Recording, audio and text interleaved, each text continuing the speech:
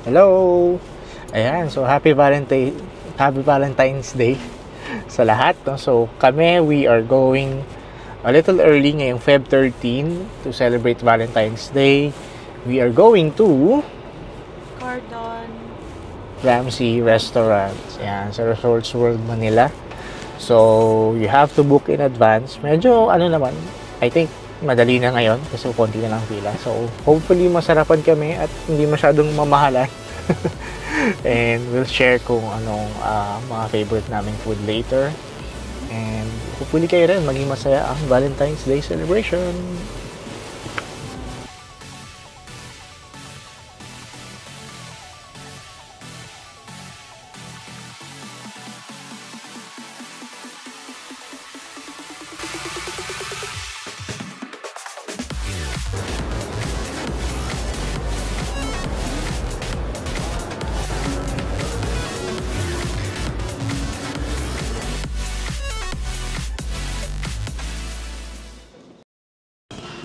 Hi guys! Hello! We're now here at Newport Resorts World. So, we're just waiting kasi napaaga kami. 6:30 pa nga pala. Oh, so masarap kaya talaga ang beef Wellington. We'll see. We'll see. Annyeong. So guys, bago mag Gordon Ramsay, dito muna kami for early snack.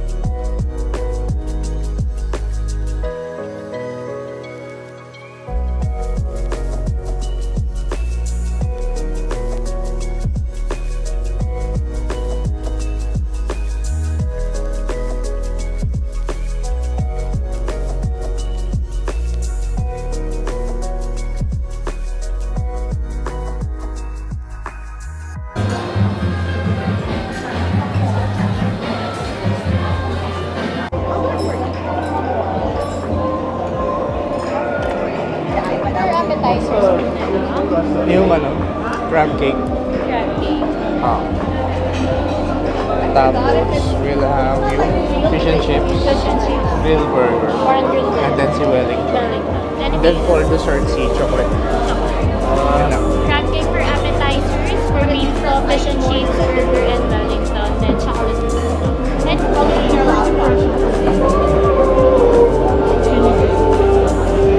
Siya simple lang siya, hindi naman siya intimidating. So definitely, kung iniisip mo na baka weird siya punta, hindi naman. So, parang normal na restaurant siya. Parang American style na feeling.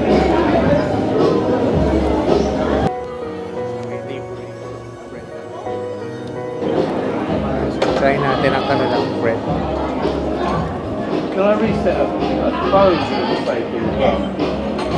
Very fresh naman siya.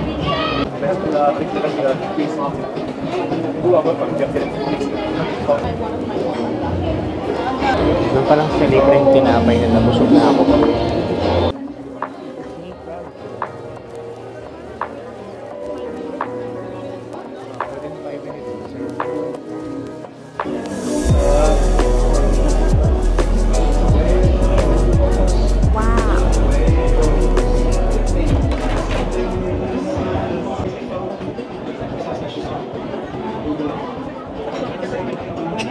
So, good night. Ito yung appetizer natin. So, crab cake with caviar. Kuha lang tayo ng caviar. Here.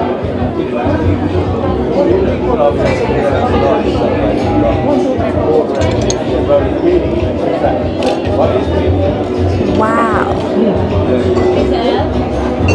It's good. Ako.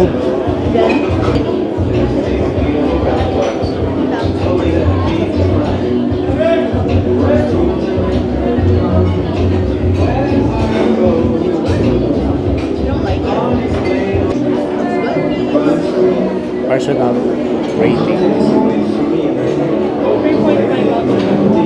3.5 out. Okay naman siya. Ha? Siguro mga 4. 4 out of 5. Gusto ko yung pagkamalutong niya. Tapos hahaluan ng lambot ng crab. And then yung egg, sa akin maganda yung blend niya.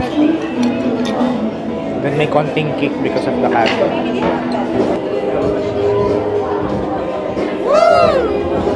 Thank you. Together with the tartar sauce. Thank you. Enjoy, guys. Thank you.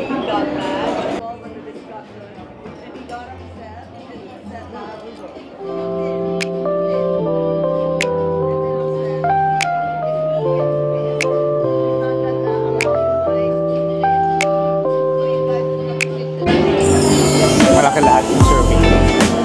So feeling ko pero nalalakihan din ako. Fries muna.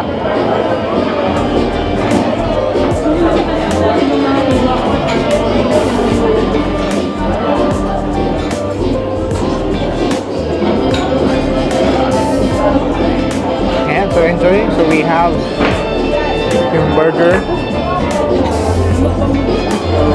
We have the burger, we have the fish and chips, and then the beef Wellington.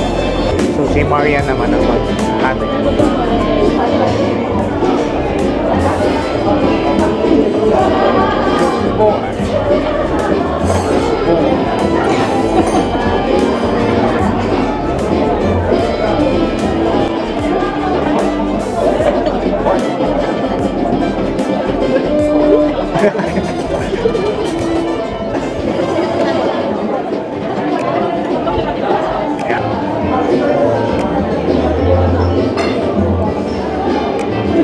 I said, where's my phone?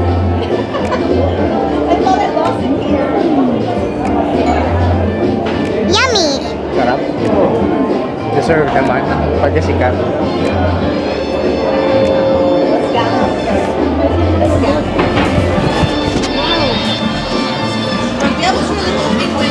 Ang lambot na guys, wow.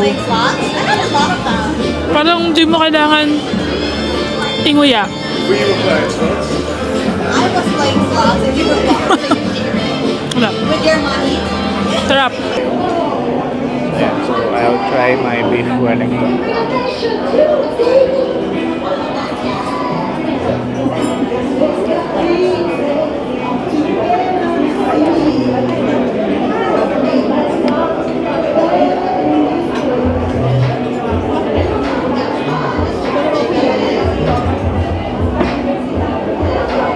Sarap. Sarap niya, pre. Deserve niya reputation, I think. Well, at least for me, hindi naman ako expert sa food. So, super sarap niya. Malambot, juicy, tama lang yung alat, and then maganda yung texture din ng wrap niya. Hindi ko lang matawag. Super sarap. So, try naman natin. Next, itong burger. Alam ko sikat din itong burger na to, so we'll see. Walang juicy. Ayan, so now we will try itong burger ni Gordon. So, with matching the Gordon steak. So, hopefully mahiwa ko siya ng tao. Medyo kinakabahan ako sa paghiwa ng burger, pero let's do this.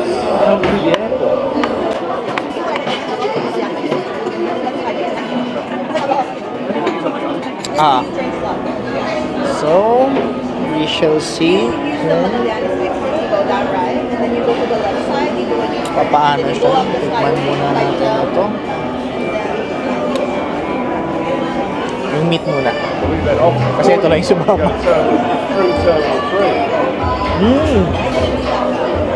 And it's my way down and turn right and then it's the left. Sarap din. Sarap din. Sarap ng patty. Makapal siya.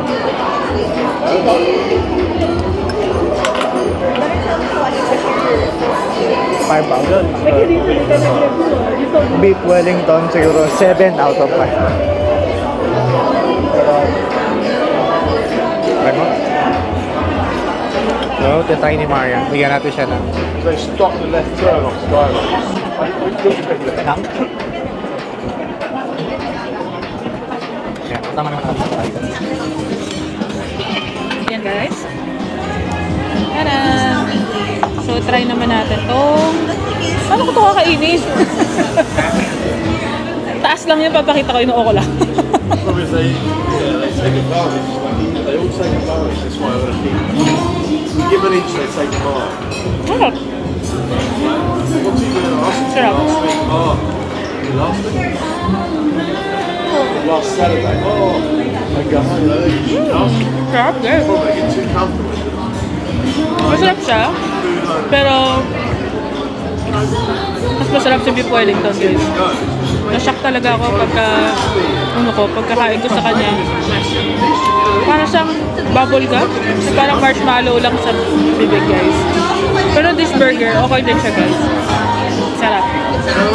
So, kung i-rate ko sa beef Wellington, pareho sa kanya, 7 out of 5. Super perfect. And then for this burger, siguro 5 out of 10. Wala namang ano eh. Ay, 5 out of 5 pala. Wala namang flaw sa kanya. Yes, guys! So, try naman natin ngayon yung fish and chips. Ayan, medyo malaki rin siya. So, for reference, ito yung kamay. Parang isa siyang braso.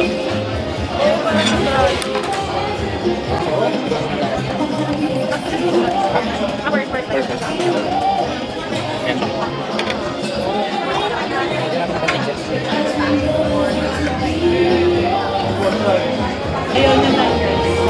So, we'll see. Masarap.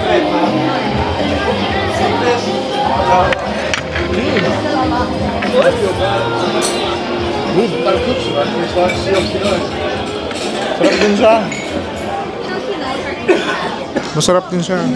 Lalo na bagay sa kanya yung lemon tsaka yung dip. Sarap.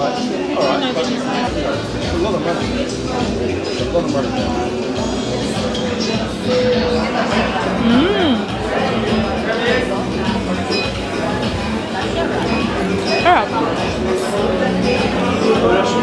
I want to taste pa yung ano. It's just got more and more food going.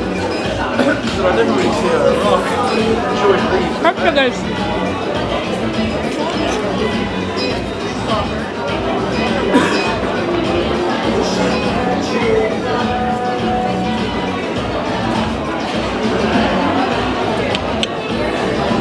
May tingin siya. Same. 3.5 out of 5. So we will now enjoy our meal. Yay!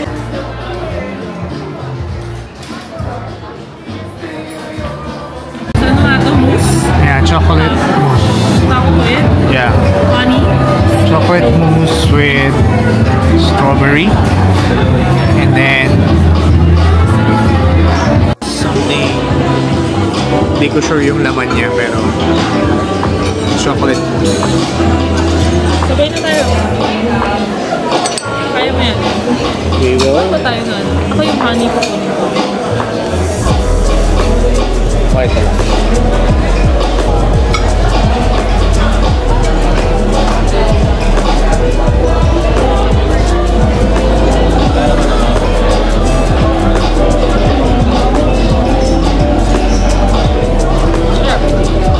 Sarap naman siya.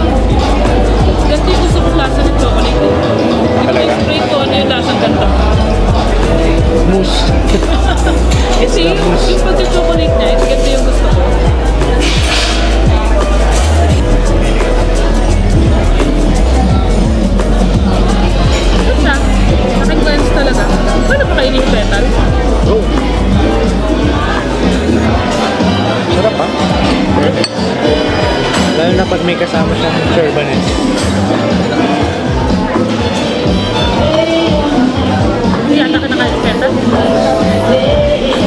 mapait eh.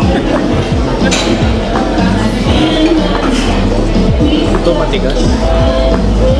Kanin, sarap din.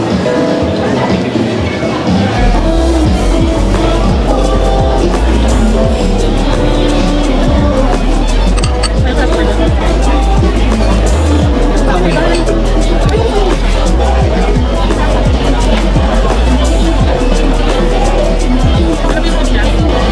Kaya ko na mag-explain. Wala naman tayo alam. Char-char lang. Sarap siya lalo na pag may kasama yung ano, chocolate. So kung mas marami pa yung toppings, feeling ko mas may enjoy ko siya personally. So ang grade ko sa kanya is mga 3.75 out of 5.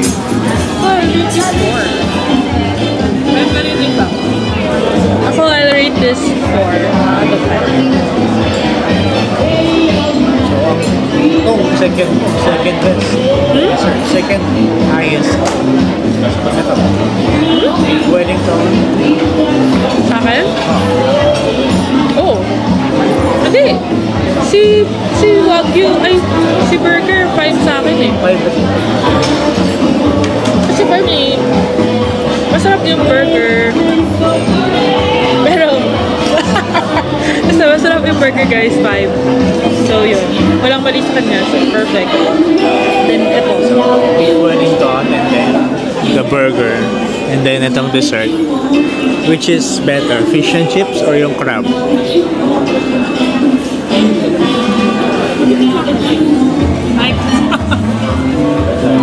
Hindi kasi ako mahilig sa crab masyado guys. Like, makain naman ako ng crab, pero parang super crab yung flavor talaga nung cake. So, I would choose the fish and chips. Yan lang dapat siguro mga 5 kayong kakain. Medyo malaki yung fish and chips, malaki siya. So ako personally, top 1 of course is beef Wellington. I would say top 2 is si burger din. And then same, top 3 is yung dessert. Pero sa akin, mas nagustuhan ko yung crab cake kaysa sa fish and chips. Yung crab cake, gusto ko siya kasi malutong, juicy siya, nagko-contrast yung textures with that, which I really like. Yung fish and chips, masarap naman siya pero medyo parang normal lang na fish and chips para sa akin. Pero malaki, so nakakabusog siya. Pero siguro okay na yung ano niya.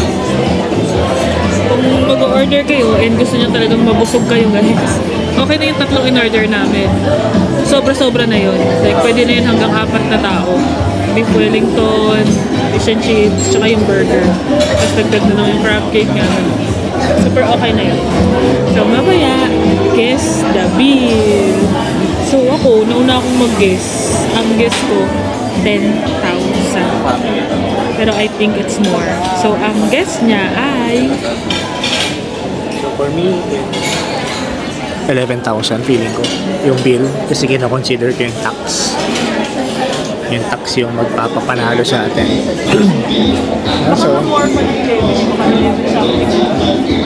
yung sana magkamilagrong makatipid. Sana magkamilagrong magka-discount. Char. Joke lang guys. Yun. So, less than 10K. gusto ko di umabot ng magpas ng 10K. Kaya lang, ako naman yung order ng order. Char. Yun naman. May take-out. Tinusok ko pa naman ng kahit si Gordon. Nawala yun. Tinanggal yung ano, toothpick. Yung toothpick kasi may mukha ni Gordon. Nawala na daw. Gagawin ko ng yun eh. Popsicle. Popsicle. Pang mga souvenir.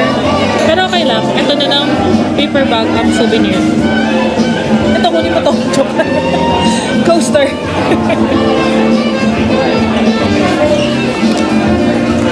May binagro po nangyayari.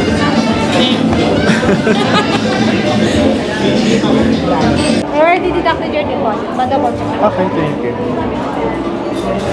Ayan, so guess the bill. So we have 10,257.